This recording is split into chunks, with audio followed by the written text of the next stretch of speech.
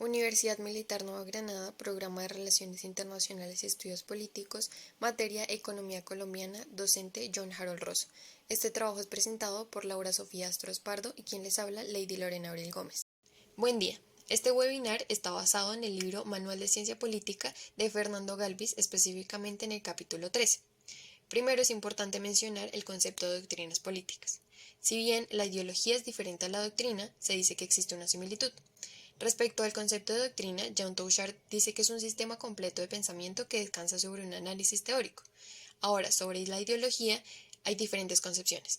Maynard dice que es la organización conceptual de un cierto número de fines colectivos reconocidos como deseables, y expone un ejemplo. Dice que el conservadurismo se basa en el reconocimiento y apología del orden establecido, lo que es totalmente diferente al liberalismo, que es la necesidad de evolución y pone foco a las realizaciones futuras.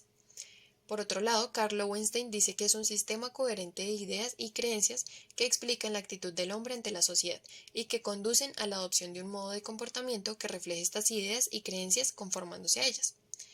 Además, dice Raymond Aron que ve en los sismos unas doctrinas que poseen unos rasgos característicos clasificables en tres partes. Primero, un potencial emocional que trata de convencer, mas no de demostrar. Segundo, una justificación de intereses o de grupos. Y tercero, dice que tiene una estructura aparentemente lógica.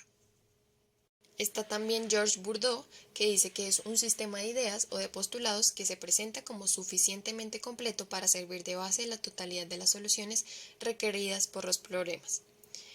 Por último, los marxistas dicen que las ideologías reflejan condiciones de vida creadas por una clase al servicio de sus intereses. Ahora pasaremos a hablar sobre el marxismo y lo analizaremos teniendo en cuenta sus concepciones sobre el materialismo, la lucha de clases, el Estado, la dictadura del proletariado, el capitalismo, la propiedad, la religión y la ética. Materialismo dialéctico. El marxismo tiene una filosofía materialista. Aquí lo principal es la materia y dice que es algo estático e inmutable. Después ya está en la conciencia del pensamiento. Los teóricos marxistas dicen que la dialéctica es la ciencia sobre las leyes generales del movimiento, sobre la concatenación universal de todos los fenómenos existentes en el mundo. Lenin decía que la materia es una categoría filosófica para dar realidad objetiva al hombre en sus sensaciones. Materia es lo que, obrando sobre nuestros órganos de los sentidos, produce la sensación. La dialéctica cuenta con dos principios, el desarrollo, que es el movimiento dinámico, y el de la conexión universal de los fenómenos, que son las cosas que no están aisladas, sino relacionadas, unas con las otras y mutuamente dependientes.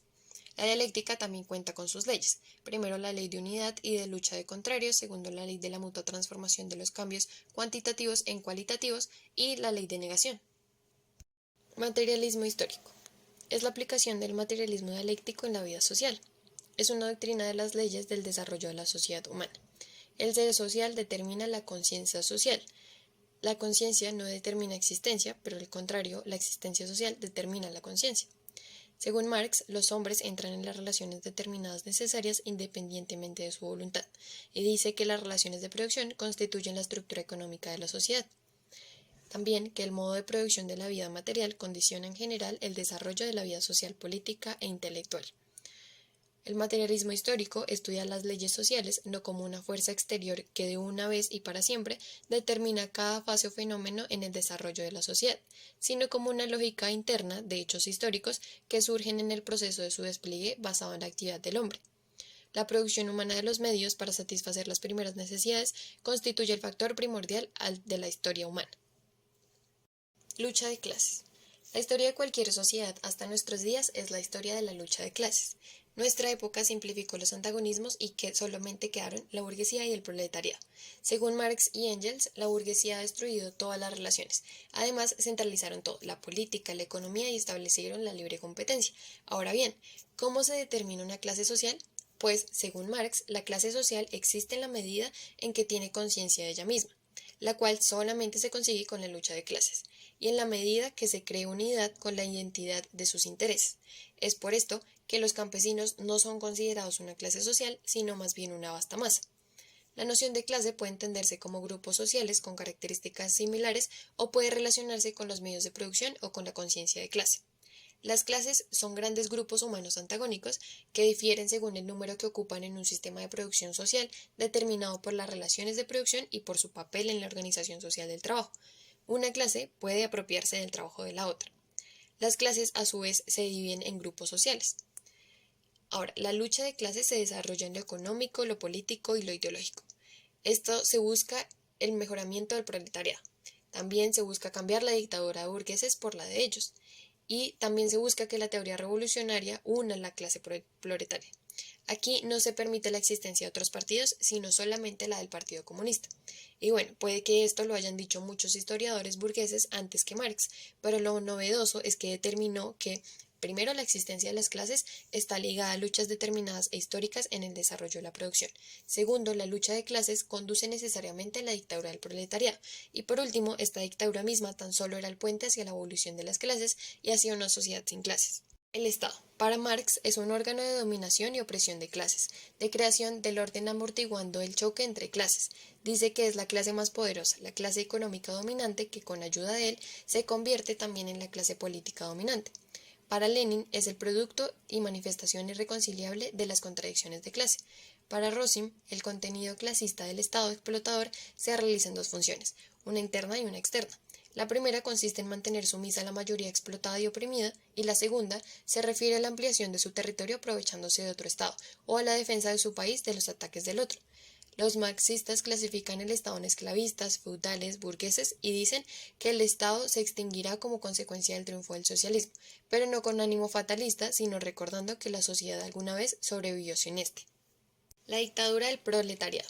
Lenin dice que el derrocamiento de la burguesía solo puede realizarse mediante la transformación del proletariado en clase dominante, y como ésta inevitablemente debe ser muy fuerte, el dominio del proletariado debe asumir la forma de dictadura, siendo totalmente incompatible con la libertad de la burguesía. El proletariado necesita el poder estatal tanto para aplastar la resistencia de los explotadores como para dirigir la enorme masa de la población. Stalin menciona sus tres objetivos. Primero, el aplastamiento de los explotadores, la defensa del país y un proletariado universal. Segundo, utilizar el poder del proletariado para separar definitivamente de la burguesía las masas trabajadoras y explotadas, consolidando alianzas que las atraigan al socialismo. Y por último, organizar el socialismo, la supresión de clases y así una sociedad sin Estado. El capitalismo. El capitalismo sucede al feudalismo y se basa en la propiedad privada de los medios de producción, en la explotación del trabajo asalariado y en la plusvalía. Marx exponía que la riqueza de las sociedades en las cuales reina el modo de producción capitalista se anuncia como una inmensa acumulación de mercancías que son producto del trabajo humano. Lenin decía que al alcanzar la producción de mercancías un determinado grado de desarrollo, el dinero se convierte en capital. El crecimiento del valor permitido del dinero que se lanza a la circulación es lo que Marx llama plusvalía. Más detalladamente, el poseedor del dinero compra la fuerza del trabajo por su valor que está determinado como el de cualquier otra mercancía, por el tiempo de trabajo socialmente necesario para su producción. Ahora, si trabaja más de ese tiempo, lo que fabrica es un plus producto que no es retribuido por el capitalista, de ahí la plusvalía. La propiedad. Se basa en la abolición de la propiedad burguesa que genera explotación para seguir acumulando capital, porque la propiedad privada para los asalariados no existe. Pero bueno, esta es determinada por las formas de producción y cambia según la etapa de desarrollo de la sociedad. La religión. Los marxistas la consideran el opio de los pueblos, una forma de opresión espiritual, así que los marxistas son ateos porque lo primero es la materia. Según Rosim, la religión envenena y disemina la conciencia de las gentes débiles y las priva de la seguridad necesaria para luchar por su liberación. Según los marxistas, la religión desaparecerá a medida que llegue el comunismo y todos se convertirán en personas ilustradas y educadas. Se defiende la autonomía del Estado frente a la religión, y la crítica de la religión desilusiona al hombre para que piense, actúe y forme su realidad como un hombre que ha pasado a ser razonable para que mueva en torno a sí mismo.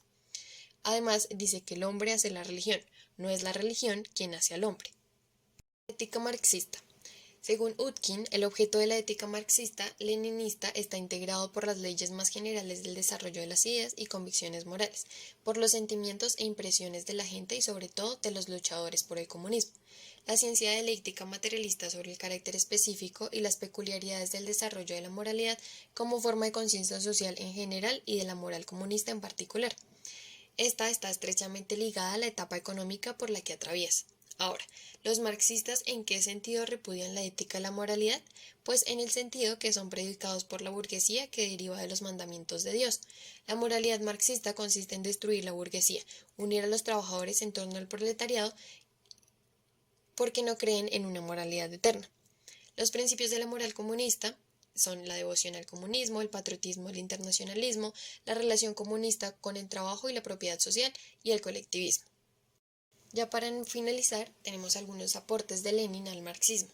Primero, la teoría de la estrategia y tácticas de la revolución que lo llevaron al poder en 1917. Segundo, la versión de la dictadura del proletariado en el que el Estado sería administrado por los trabajadores. Tercero, la teoría del Partido Defensor del Proletariado y Guía de las Masas en el antes de la revolución y el restablecimiento del centralismo democrático. Cuarto, la teoría de la estrategia y las tácticas que debían ser adoptadas por los partidos comunistas. Quinto, el imperialismo es la etapa final del capitalismo. Y sexto, el restablecimiento de la filosofía del materialismo dialéctico, la organización de los revolucionarios profesionales que han de estar altamente descentralizadas y disciplinadas. Como toda ideología o doctrina, el marxismo tiene críticas. Bernstein decía que el método dialéctico es el obstáculo que cierra la observación justa de las cosas, además que el crecimiento del capitalismo habría mejorado la condición del proletariado. Touchard decía que un efecto no deriva de una causa que en su contrario dialéctico, sino que se debe decir que existe el imprevisto, la voluntad humana y los imperativos éticos pueden cambiar el curso. Schumpeter estima que la teoría del valor no es un buen instrumento de análisis, porque solo funciona en concurrencia perfecta, que la doctrina de la plusvalía es insostenible y que la relación de las clases sociales con el capitalismo no es necesaria ni natural, además que la política internacional es débil y que las empresas del capitalismo tienen poca influencia en la política extranjera. Por último, Herrera creía que el Estado era la violencia legitimada, que éste puede desaparecer, pero es la personería jurídica de la sociedad y está para prevenir el desorden del hombre, que la lucha de clases no es necesaria, puede darse, pero no necesariamente es el motor de la historia. Marxismo y marxismo. La Iglesia Católica condena el materialismo marxista, la no aceptación del alma, la antirreligiosidad, la violencia, la lucha de clases. Pío XI decía que el socialismo y el cristianismo son incompatibles. El comunismo es materialista y el anticristiano, mediante su doctrina, son enemigos de Dios. ¿Qué vino después del comunismo? Los sindicatos existen donde hay clases sociales. La teoría marxista fue descartada. La perestroika puso en duda los dogmas del marxismo como el partido único, y Yeltsin abolió el comunismo. Ahora, ¿qué pasará con el comunismo? Muchos dicen que el comunismo desaparecerá y quedará como un régimen económico y político histórico. Pero, ¿ustedes qué opinan?